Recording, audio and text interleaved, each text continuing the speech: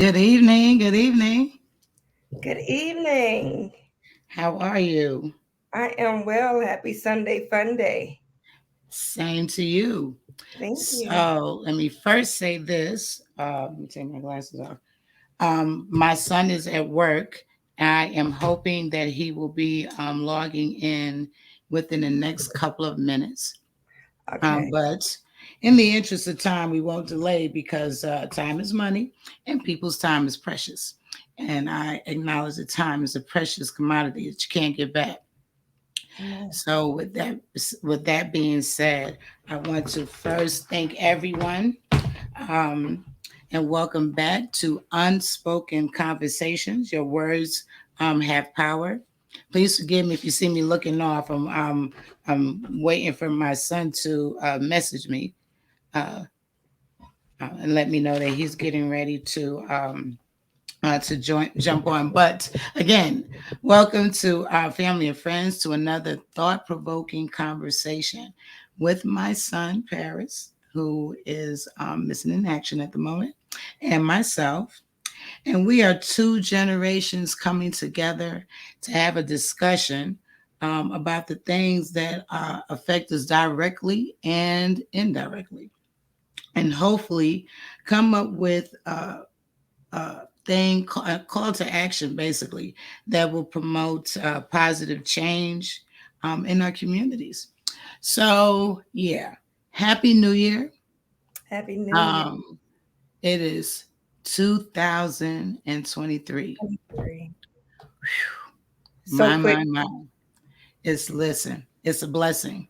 Amen. We made it. It's a blessing. We couldn't even have fathomed uh, seeing 2023, but thank God we made it.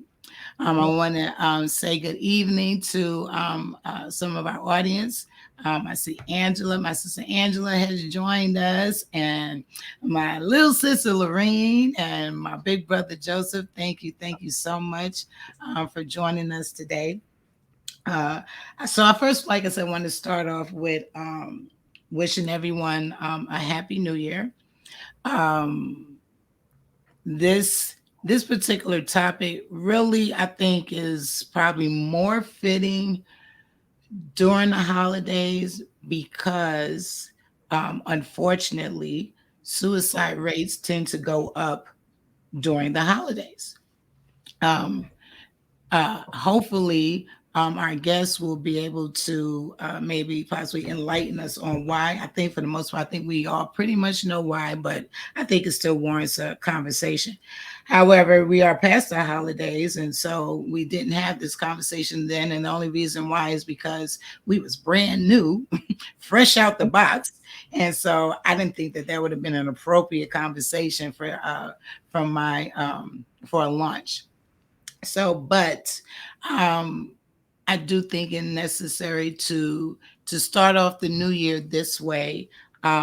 Basically, hopefully, like I said, coming out of this with a call to action, because the harsh reality is that whether it's the holidays or any other time of the year, um, uh, people are leaving here at their own hand, and we don't.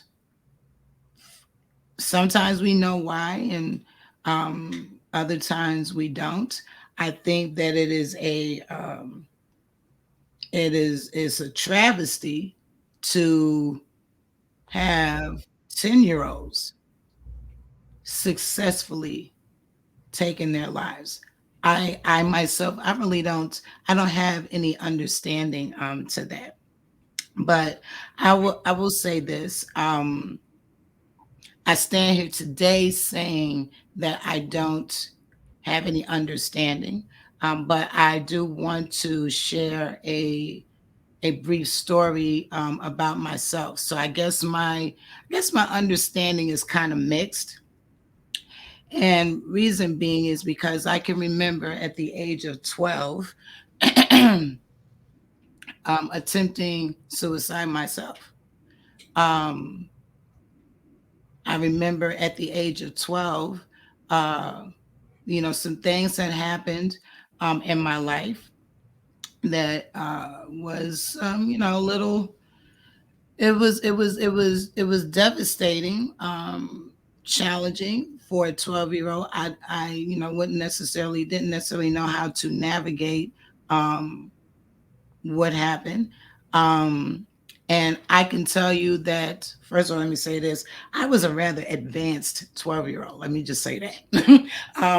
And advanced in my thinking, but nonetheless, I still had a 12-year-old mind.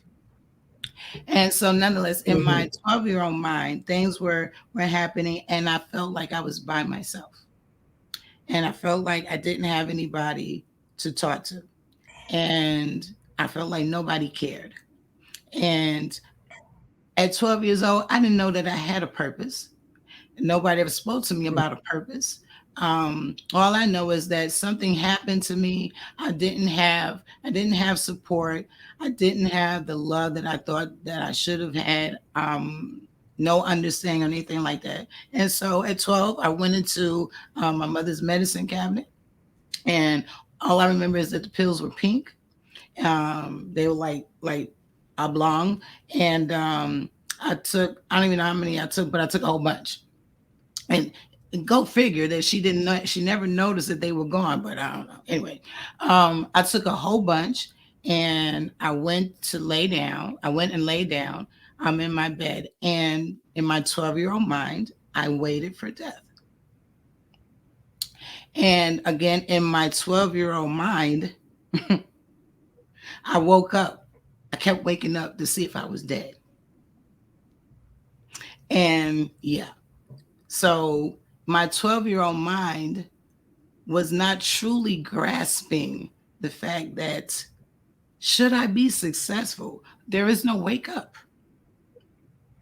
But I know that for me at 12, I couldn't rationalize that. So I feel like our children out here who are actually doing that are attempting, and unfortunately some have been successful. I'm not convinced that they really understand, excuse me, the finality of death. Um, Remember that everybody is welcome to engage us in conversation. My sister Angela states that God truly had a purpose for, I guess you're saying, for my life. And I thank God now. Yeah, there's just evidence, right, that He already knew the plans that He had for me. And so whatever I Amen. thought I was doing, yeah, no, that wasn't getting ready to happen. And so, look, my apologies, Lord, you got this. But I do want to share with you guys some statistics that I found, look, via the internet. But these numbers represent a population of about 100,000 people.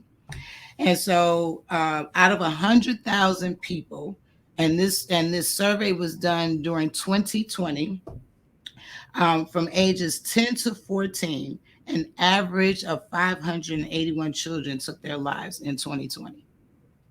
Again, that age group was 10 to 14. Um, I hope that that is as equally disturbing to everybody else as it is to me, because my thinking is you only been on the planet 10 to 14 years. What have you experienced so traumatic that you would want to leave here? I go back to myself. I did experience some trauma that, for my 12-year-old mind, I thought that that was, it was catastrophic, and that there was no comeback, and that, that there was just no purpose or anything like that. And so I started to think, wow, maybe these kids are feeling the same thing that I'm feeling. And, you know, I'm grateful that I wasn't successful, but um, I get the opportunity to sit and have this conversation with you all about that, and about what our kids may or may not be doing or going through or thinking about and what have you. And um, I feel a charge on, at least on my life, right, to have this conversation, talk to other people who may have some level of experience with it, and hopefully be able to come up with ways or things that we can do to save our babies. Because I can't speak for any other country, but here in the United States, this survey is for here in the United States. And I have to say that there's something tremendously wrong when you have 10 to 14-year-olds taking their lives. In addition to that, that same survey, it says in that age group from 15 to 24, out of 100,000 children or people, 6,092 children or young adults took their lives in 2020. So now the numbers, as they get older, the numbers starts to go up. From a demographic standpoint, non-Hispanic American Indian or Alaskan Natives, they represent 23.9% of that population that took their lives. Non-Hispanic whites equals 16.9%. Hispanics, 7.5%. Non-Hispanic blacks, 7.8%. Males represent 22% of that same population. That number equates to being 36,551 males out of 10,000. Out of 100,000 people. And females make up 5.5%, or 9,428 women in that population. So the article I was reading is the males make up 49% of the population, but nearly 80% of suicides.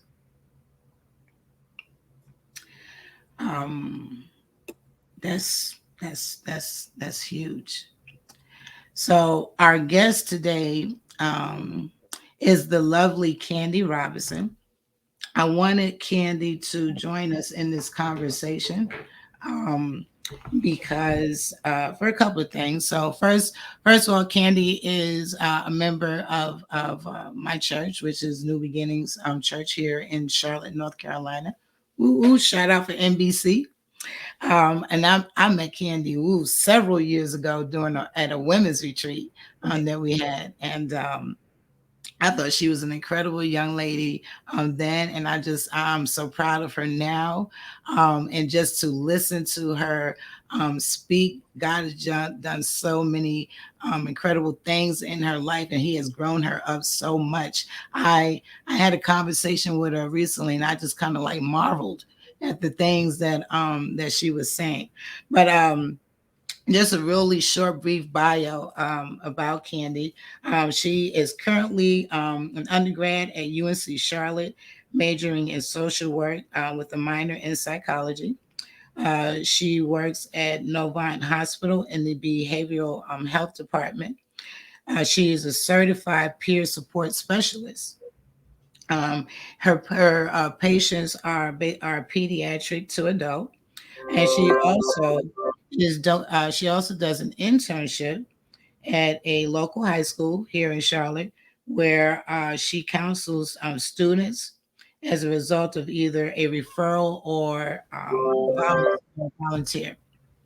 So I felt like, because Candy gets to see this on a regular basis, unfortunately, I felt like she could lend a lot to the conversation as to why our children, why is this an option for them? Why are they resulting to doing this? Candy, really quick, excuse me. Brother Joseph says that he believes that children take their lives for lack of acceptance. I do think that is one of the risk, one of the reasons, and I definitely would like to delve into that a little further.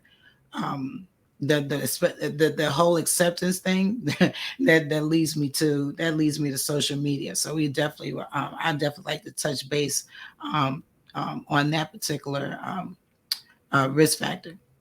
But Candy, do me a favor and just share a little bit with our audience. One, the age ranges that you're seeing, because I take it the good part about it is that you're seeing children, they still here. And so Yes. let's just make a point of stating, right, that the children you are seeing, they still here. So Amen. God's not through with them yet, and they get to meet somebody like you, that will hopefully be able to help them navigate. So yeah, share with us that age range, and of course, without Well, anybody's.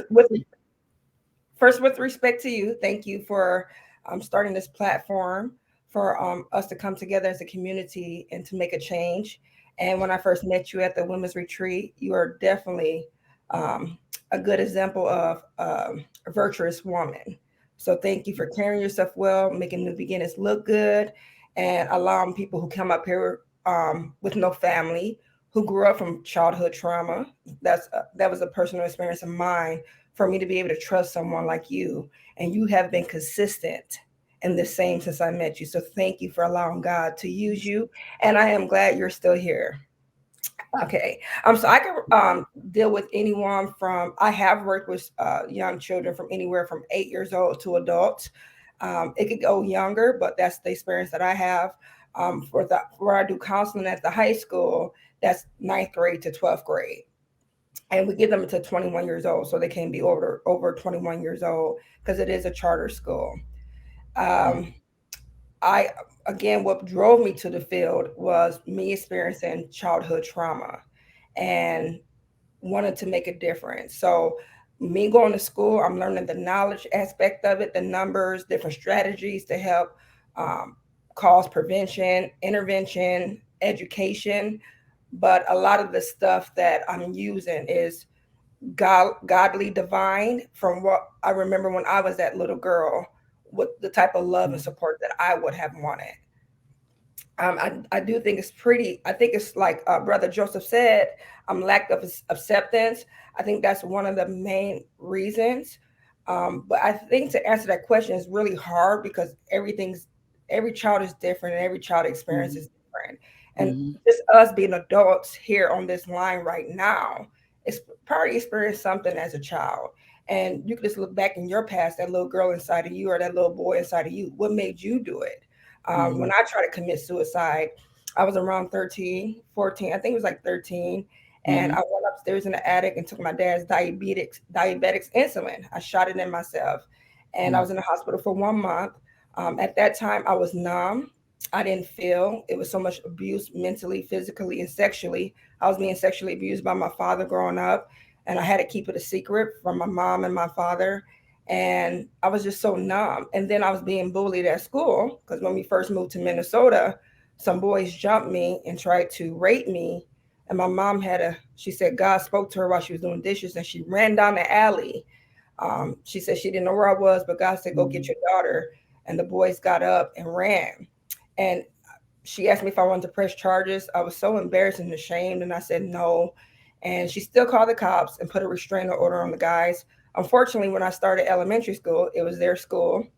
Only one of them, because the other one was older than both of us, who was the lead ring head the head lead in the situation. Mhm. So when the other guy see me there, he wanted to make sure I didn't tell on him or tell Mhm. anybody about him, what he did to me in the restraining order. So he made all the kids hate me. So I was bullied. I Mhm. was not accepted. I was talked about.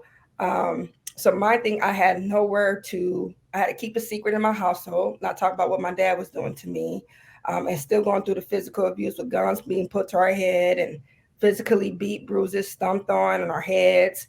And then I'm at school being teased and talked about. And it's just, I was so numb. I didn't know how to feel. I get depressed when I hear R&B music or sad music. Mhm. And I went upstairs. I didn't want to be there no more. I wasn't being heard. I didn't know about Jesus and God and my calling, or that safe place, that person that I can trust. So with that being said, overall, I think we could say they're not being heard somewhere, really Mhm. heard somewhere. And again, when I went through my situations, my mom never offered counseling or help. I think in our community, we don't really utilize that as much as we need to. So, Mhm. Mhm.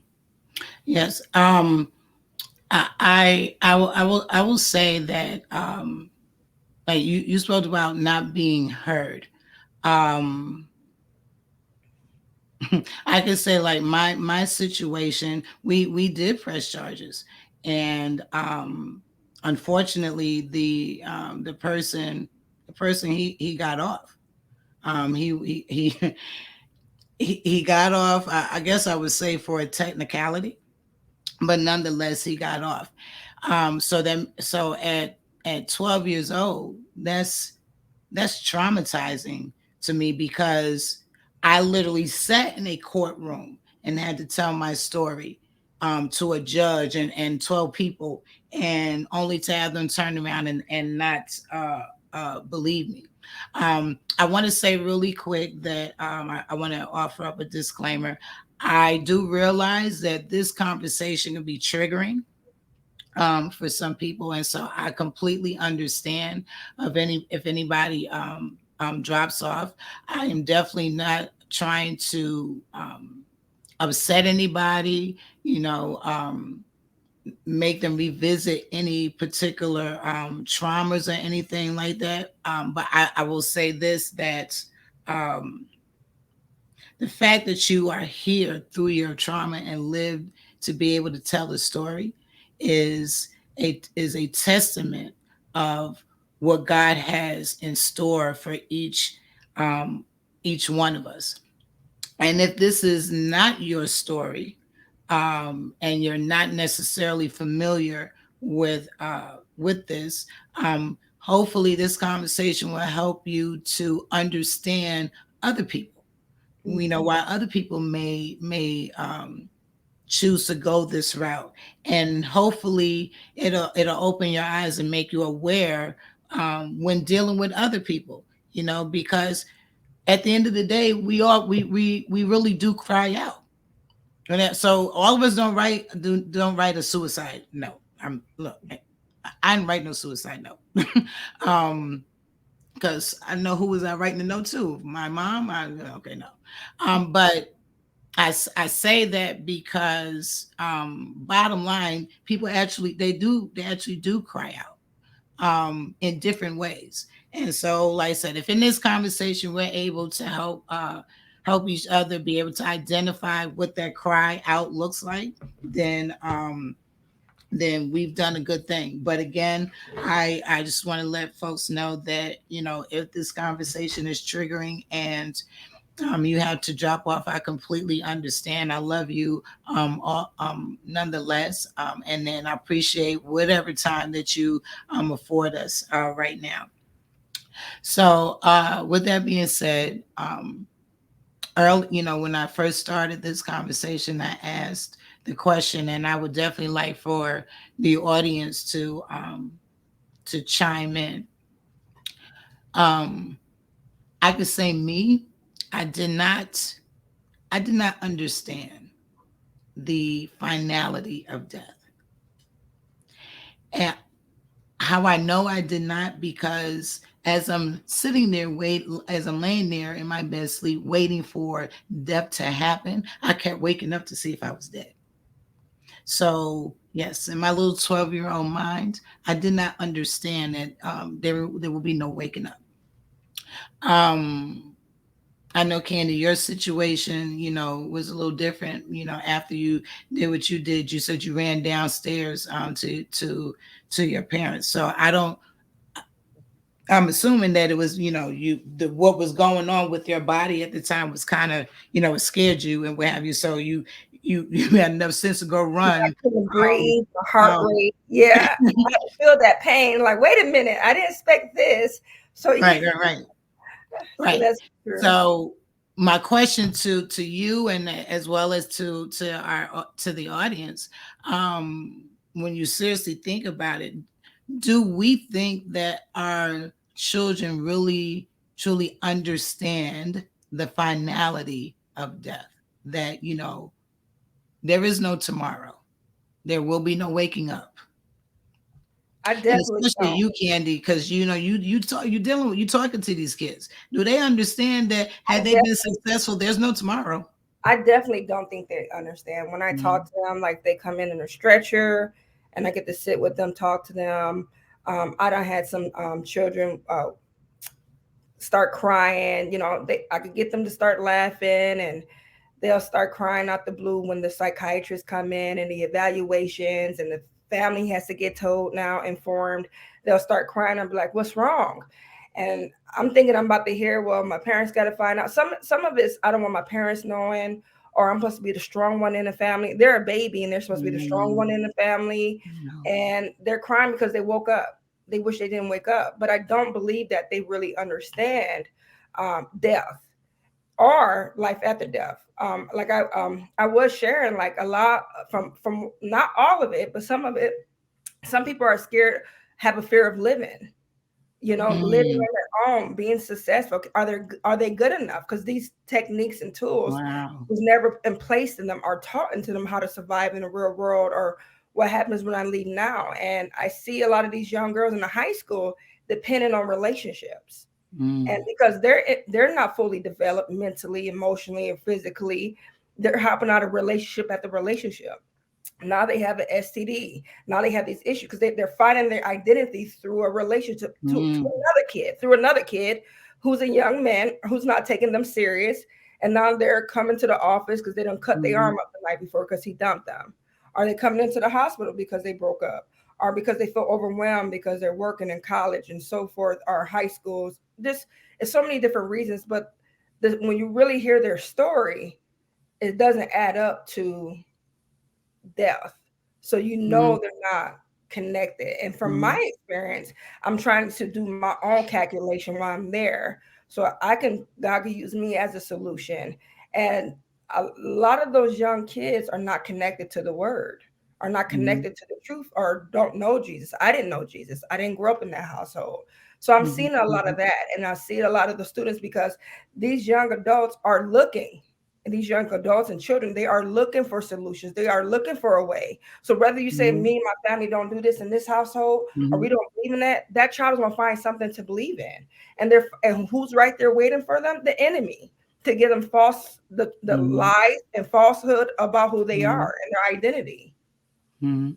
So when you say that they are jumping, that like the young ladies are jumping from relationship to relationship, and so on and so forth, is it because are they using these relationships like lifelines? Yeah, they don't have no coping Like skills. something to sustain them?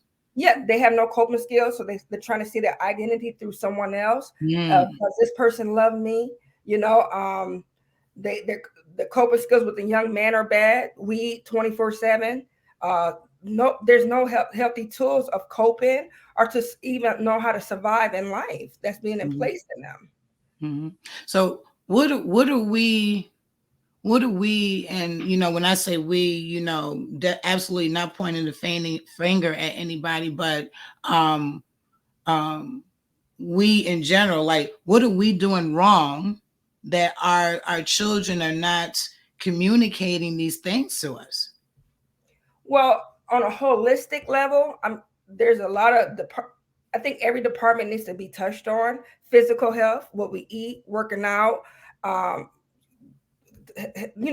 help stimulate some of the brain cells, happy cells, so that doing something sexual or so forth are bad things that get the adrenaline up.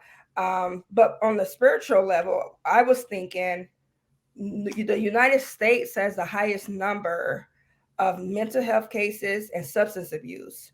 Mental Mhm. health and substance abuse are cousins. When either one came first and the second one, or the other one came first and the second one. So they hand in hand, and this state is developing ways to do dual treatments and dual diagnosis because they usually come together. So I'm like, what is other countries doing that we're not doing? The United States, and I'm looking. Spirituality is very strong. Or some may say religion in other countries. They don't play. You will get killed with disrespecting certain religions. The Mm, respect for the elders is stronger than other countries. So I think there's a lot to do with the spiritual foundation, because I believe in what I'm working on in school for my research project is holistic healing. The education part, the prevention, intervention, and spiritual healing, holistic healing. I see that main evidence that helps you learn your identity, who you are, what your gifts are to give back to the world, and your placement in this world and this positioning. When people start dreaming again and start hoping, there's less depression. But when they don't have any dreams and they're hopeless, there's higher mental health situations going up. And here comes the bad coping skills to numb that mm, pain. But all of them who's numbing the mm, pain, they still trying to attempt to hang themselves in their room, are still trying to kill themselves with 1,000 pills. So, mm. um, yeah. So Denise Rogers, who happens to be my aunt, but she says, I think they are seeking to stop or quiet the pain, but not the finality of the action they use to stop it. So my sentiment is exactly that was something that Candy, you and I discussed before. That ultimately, and whether it be a child or it be an adult, when an individual decides that they're going to take their life, it's I don't know. So of course adults understand that there is no tomorrow, um, but that doesn't even become a factor anymore, because the pain of whatever they feeling is so great, right, that they just need the pain to stop. And I can say that that absolutely makes sense, in terms of children, you know, they, without really knowing that there is no tomorrow. I don't even think children think that far ahead in the plan. It's just that I just need this pain to stop. And so whatever I got to do to make the pain to stop, that's what I'm going to do. And so, and it's and so it goes back to what I was saying, I think back to myself. um I and don't get me wrong, I give my life for my mama. But growing up, and I think a lot of us growing up, things was real different. um she was a single mom, raising two kids, by herself. Anybody who was a single mom, look, that that ain't a walk in the park. It has really special challenges. I if I thought that I could have talked to her and share with her what I was feeling, you know, um, that probably would have made all the world a difference. But just as I can say that, I'm sure there's thousands and thousands of kids who are saying the same thing. I can't talk to my parent. I can't tell my parent how I feel. I don't think they're not going to understand. Either they're not going to understand, they're not going to believe me, they too busy, yada yada yada. And so again, you have a generation of kids who do feel lost. And like you said, Candy, they are lacking that sense of hope. The hope comes in there is that I hope that if I go and share whatever I'm going to share with my mom, that there's a possibility, right, that things can be all right. I don't really know, but I can hope for it. So that says to me that somewhere along the line, right, we are killing our children's hope. And also, when children go through experience a traumatic situation at such a young age, like you and myself, we have to understand that's the enemy using those situations to still kill and destroy. So part of that kill, steal, and destroy that the enemy took from us, I feared the future. I was like, Mhm. God, I don't want to be older. I'm gonna lose me, God. I remember we didn't grow up in a prayer house, but I had conversations with God at 12, 13, 14. Like, God, I don't want to get older because I feel like I'm gonna lose me. I'm not gonna be here present. So I'm trying to understand the future and understand life. but my parents weren't teaching it to me. So whether you teach it to your kids or not, their little brains is moving.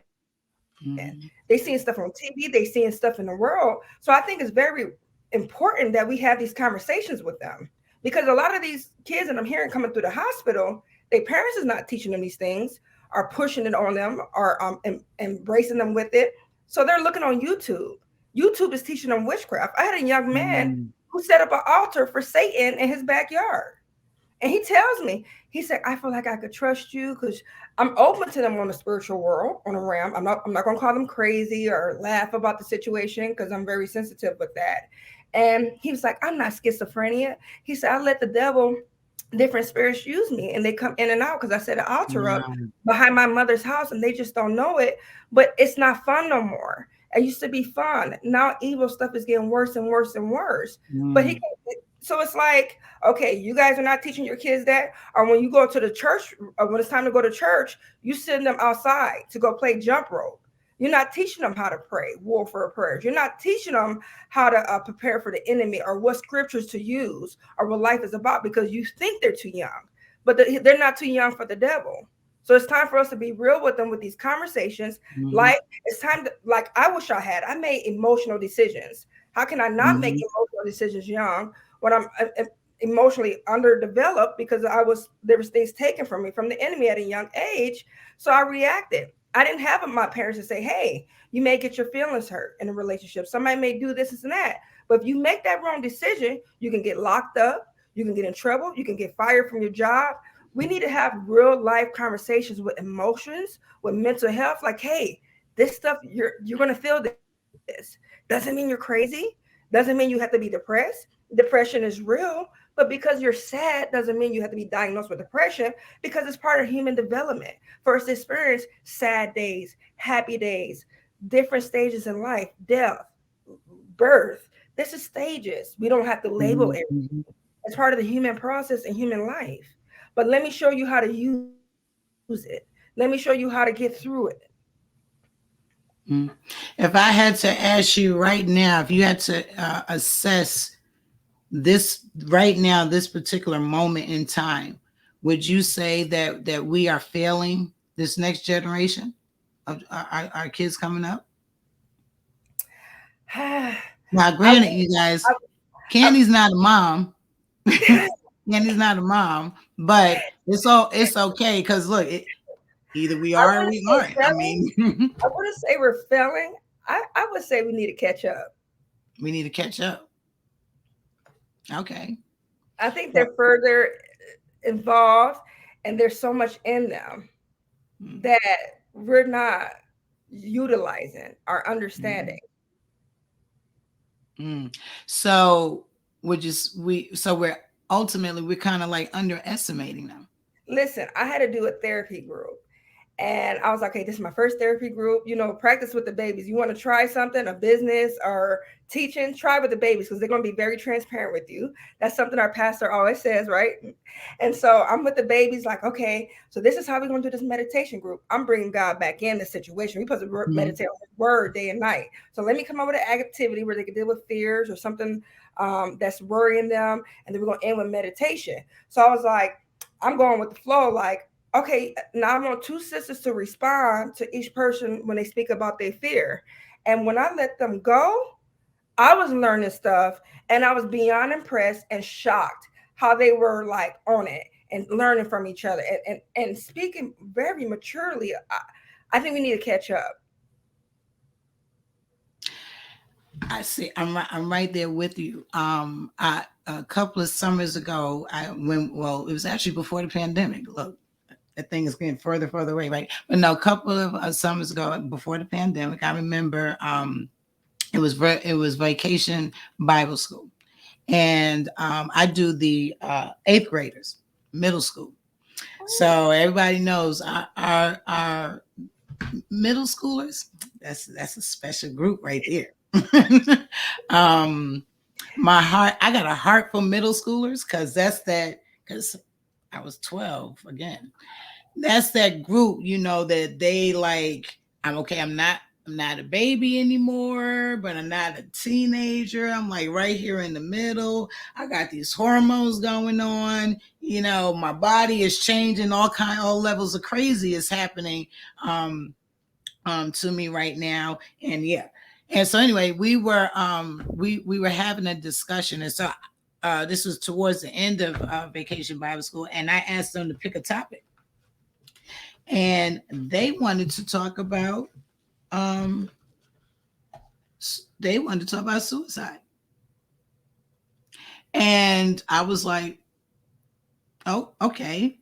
And they they schooled me, but they schooled me in that they shared with me the things that go on in their head when dealing with each other. And one particular kid spoke about how he friended a kid that, okay, so he didn't have on the best clothing, you know he could tell that this kid had some challenges, at home, that he was quiet, what have you, but he was bright or what have you, but he stayed to himself because um he didn't have what the other kids had. And so this kid told me how he became friends with him because it bothered him that kids were teasing him, and he saw what it was doing to him. I happen to know that kid's grandparents, so I'm not necessarily surprised. But again, this is Vacation Bible School, so I already know that a lot of the kids that was in my classroom, I know their parents and I know what they are teaching them. And so one thing that I know that we do in our church, right, is that, look, we push love 24/7, 365 plus. Man. And our children, unfortunately, are developing, some of them, I'll say some of them, are developing a disconnect, I think, from each other. Like they don't see each other as, it seems like they don't see each other as like so you a girl, I'm a girl. um I know you a girl, but that's it. What I feel as a girl, I, for whatever reason, I don't think that you feel that same thing as a girl. I put you somewhere separate, so I know what hurts me, but it don't register in my head, right, that it would hurt you too. And so they're it's like they're disconnected. But again, because because of this child's grandparents, and I know how I know his grandparents, they are teaching that child how to be empathetic. And I think that's one of the things that is missing with our kids don't know what empathy is. There, I don't know if it's because of technology or what have you, but everything is becoming mechanical. Like nothing is it's like nothing is alive anymore. Nothing is alive and breathing. Everything is a machine, everything is mechanical. And so there's this disconnect. You don't get, it's like you're not even dealing with people anymore. Let me see. um Rashida says, ooh, we middle school. Oh yes. um So I don't know if this is Sharon or if it's Bill, but I'm assuming it's Sharon. And Sharon said, kids can express so much more than you think. You're right. If we just simply take the time to listen and ask the right questions. And Angela says, thank you, Sharon. I knew it was you. Angela says, children are speaking, but are parents listening? Yes, ma'am. That's it. And I think there was also a technique, not to go against the women empowerment, but I think there was a key token on how God had it back in the biblical days, women staying home. there's so much going on in these bedrooms with these children with their own TVs and these video games and these cell phones. That right there has become, as I'm doing my investigation, my personal investigation, like what's the issues? This isolation is not good for these children. Like you said, everything's computer, computer, computer. Let your kids connect, go outside, go swimming. Like when those mothers was at home, sometimes ain't no door shut in the house, or there's a family room where the TV is. You don't get a TV in your room by yourself. You stay connected. There's something about connection. I think is another key aspect when the mothers have the time to be. When you walk to that house, that a mother rubbing her feet because she's tired from work, and you have a certain facial expression, she could discern it real quick, but she's not because she's rubbing her feet and she got to get dinner ready. So she just missed that. But I think when that mother was at home, a parent at home, and stuff happened, your kid mood swings changes or something happens, you can pick it quicker. But now both parents are working full time. I really wish that we could kind of go back to the old days where even if the mother has to work part time, but making sure the first ministry is her family and she's at home and paying attention to those kids. Because I see there's less issues with the kids who have mothers who are at home. I have doctors in the hospital that won't work full time because they said, no, I'm a mother and I'm going to be home with my kids. But here's the thing, and I definitely think that there is something to be said about previous generations where you had stay-at-home moms.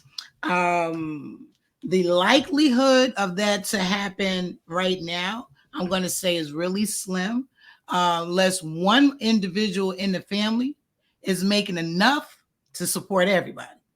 But hold on. But with that being said, because we know that that's not really our reality right now, that doesn't mean just because you're not at home, just because you're not a stay-at-home mom, does not mean that you should disconnect from your children. So I will say like this: I raised 3 children by myself. And I said I was going to say that no more. I raised 3 children. It wasn't by myself. It was through the grace of God. But I raised 3 children without an additional parent in the household. Let me say it like that. But we had a regiment. So I was there when my children got up. We did everything. Everything was like clockwork. We everybody ate breakfast at the same time. We all got out the door at the same time. We all came in the house at the same time. We did various things. There was a regiment that we had. I was involved, and you 100% right. There was no shutting of no doors. Fortunately, for me, I didn't have to contend with all of this technology. All 3 of my children are grown. Like I said a couple of weeks ago, I would not trade places with parents today, because what parents today have to deal with is far more than I could ever have imagined. But my children would tell you, and if my son was on here, he would tell you, right? They said that I lectured. I didn't lecture. I had conversations with my kids. I wanted to know what you were thinking, and we would talk about stuff. Now, I will say I didn't always get it right, but we had conversations. I talked to my kids, and I allowed my kids to talk to me.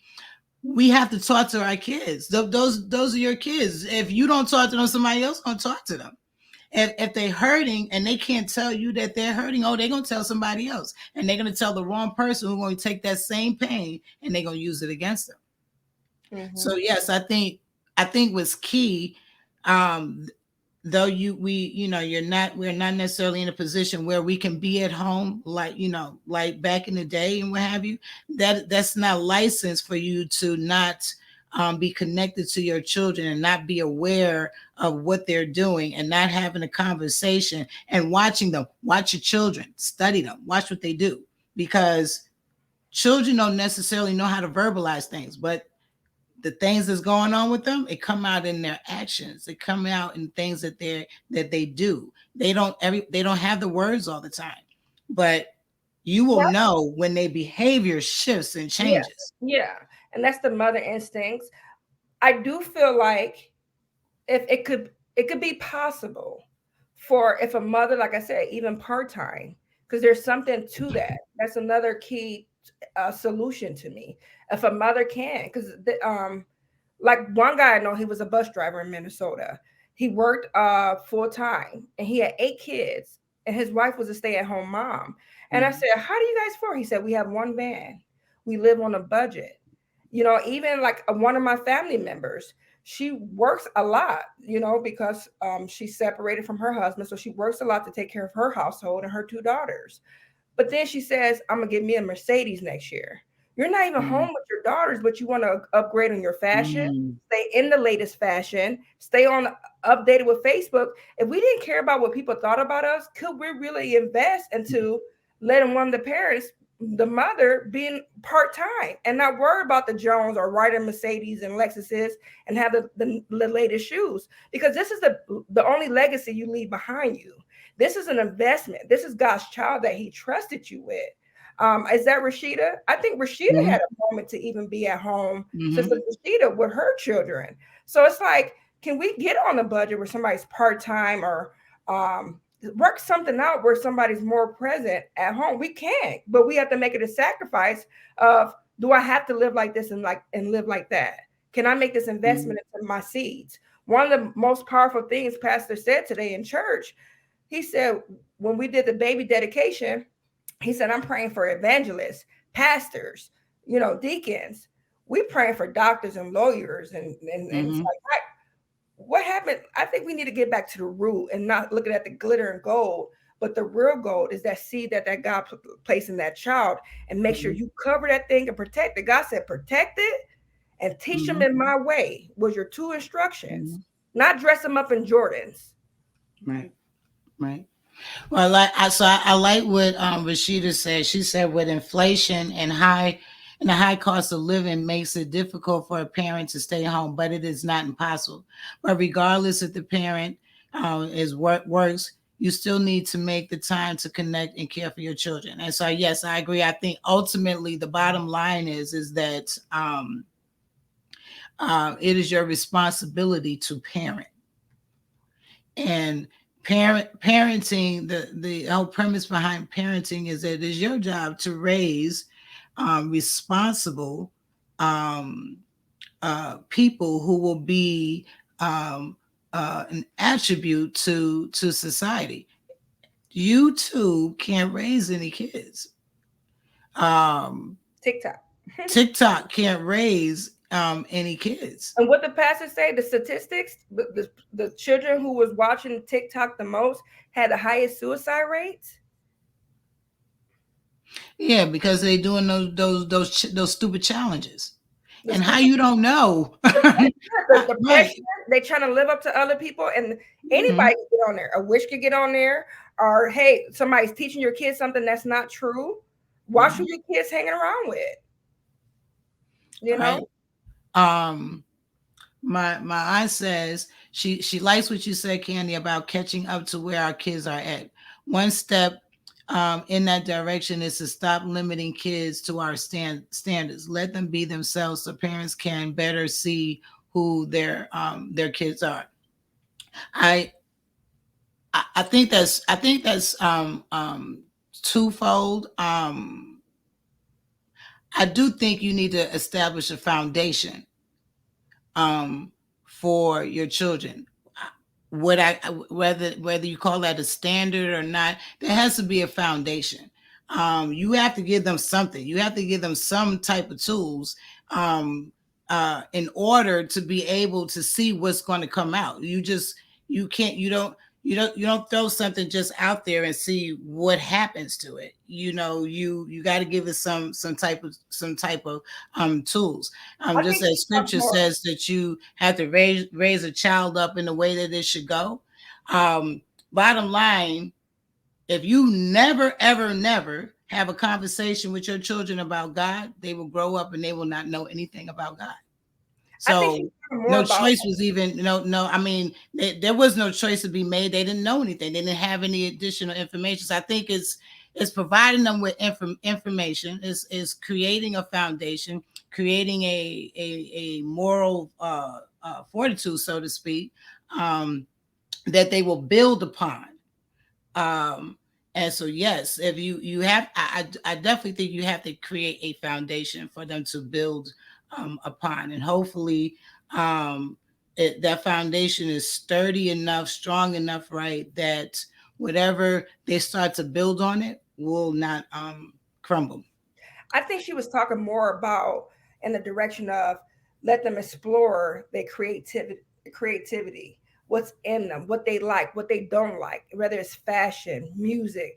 That's like growing up in our abusive house, that was hindered from us, for us Mm-hmm. to see what we were capable of, how Mm-hmm. far we could go, what I like, what my favorite color was, what, if I tried something, even though we didn't grow up in a Christian household, it was the devil, or Mm-hmm. no, you can't wear earrings, or no, you can't do this, or you can't do that. And it's like, I think she's talking about more on the creativity to see how they could, so they know when they get to a certain age, hey, I'm good at this, or I can do this and that. Mm-hmm. I think also affirmations every day, speaking over your children, Yes. affirmations, scripture stuff. You are even scriptures for sure, like you're awesome, you're great, you're the head, not the tail. You're the Mm-hmm. lender, not the borrower. Speak Mm-hmm. life every day over your children. Mm-hmm. We Mm-hmm. got death speaking over us every day, and Yeah. Yeah. negativity. Yeah. I didn't even know I was pretty until my first Yeah. pastor, when I first got into church as an adult, like around 27, 28. He was like, you're pretty, you're very beautiful.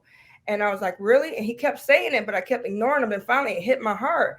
I was like, you think I am? He was like, yeah. So he had already noticed that there was something, confidence that wasn't there, and installed in me. And when he finally said, Kenny, that's why when we at church, I opened the door for you. He said, I seen that you didn't have this in place, even though you got a household full of men. He said, we seen it. And that's why we grabbed you as a church. And it's like my mom never said I was beautiful. My mom never said that. She never let me explore with my own fashion or this and that, because she was scared because my dad raped me and I've been raped before. So she never let me really, you know, grow up into a womanhood. Or like when girls at school was like, hey, we had matching bras, or my mom made us wear matching bras and panties. I never got that because my mom didn't want me to turn my dad on. So I Mm-hmm. never got to explore that or embrace my womanhood growing up, or learning womanly stuff growing up. So I think just speaking affirmations over your children every day, because you don't, the devil out there waiting, or some mean kid out there waiting to tell them something else, or a mean teacher, or a parent, or some of those Mm-hmm. nurses and doctors be in the hospital not in order, saying stuff they shouldn't say. So speaking affirmations over And them. some of them pastors. Oh yeah, and letting them Mm-hmm. see their gifts and talents. And good job, baby, you did a good job. Give them that when they do a good job in something, so Mm-hmm. they can get more confidence as they get Mm-hmm. older to do well in that thing. Mm-hmm. Yeah, so I think ultimately the takeaway is that on top of spiritual affirmations and so on and so forth, I think at the crux of it all, right, is that we must reconnect with our children. We must talk to them, and we have to create safe places, right, for our children, um to share, take the shock value out of things. Our children are being exposed to so much, right? Parents, don't be so surprised because they're being exposed to a lot, but they have to be able to come to you and have a conversation with you about what they're seeing and what they're experiencing, and how they're feeling. And we have to learn how to listen. I think Angela said early, our children are talking, but are the parents listening? And that was something when I told my pastor about this podcast. He said the most important thing that I must do in bridging the gap between these two generations, my generation and my son's generation, he said, listen. And so that is a takeaway. Parents, if we are going to save this generation from uh, resulting to ending their lives, we're gonna have to learn how to listen. um, I thank you all so much for this conversation. This was good, Candy. Candy, you brought so much to this conversation, and I thank you so much. I God amazes me. He's so intentional and he's so strategic in what he does, and I just love it. Candy came to my house Friday to get her hair done. And I didn't even know my sister was in school. I didn't know that she worked where she worked. And I was like, wait a minute. That's what we talking about in my podcast. And so voila, my Yeah, I God came is on in. Friday and you Yeah. shared it with me, and I was like, he was like, come on. I was like, I gotta have Mhm. my sister back. I don't know if I'm ready or prepared, but I gotta have my sister back. So let's do this. Yes, the my God is intentional, and and you serve as a confirmation, right? That what I'm doing is what He called me to do, and that it's necessary. And so again, everybody, I thank you so much. I apologize that we went 3 minutes over, or actually 1 minute over. But I thank you all for joining in. I thank everybody for your comments. One more For thing, one more those thing, one more thing. Sorry, you guys. Make sure you absolutely. have date time with your kids, date time. So yes, listen is good, but active time with them, because a lot of those Yes. children that come in the hospital that try to kill themselves, they just want some love and attention. They looking for attention. Mhm. Some kids was Okay. playing with killing themselves, and she told me it was just for attention at first, and then later she said she got deep into it. She got addicted to it. So just start off as attention. So they need attention. So I know you're working hard and busy, but do the daytimes if you can. Sorry. Mhm. Yes, thank you. Also, for those who had jumped on late, this will be on the page. It's recorded, so you can absolutely go back and listen. Um, really quick, I want to share with my sister. She says, I grew up watching my grandma read the Bible every night at the kitchen table. She didn't force it on us kids, but her actions caused us to want to learn about the God she served. Amen. Absolutely. We should be models for our children. So again, I love you all. Stay tuned to our next session. It actually will be a pre-record because I will not be available for a live on January 22nd. But I got momentum now. So I got to keep it going, and I can't drop off. So I am going to record a session to share with you all. But again, thank you very much. God bless you all, and good night. Mwah.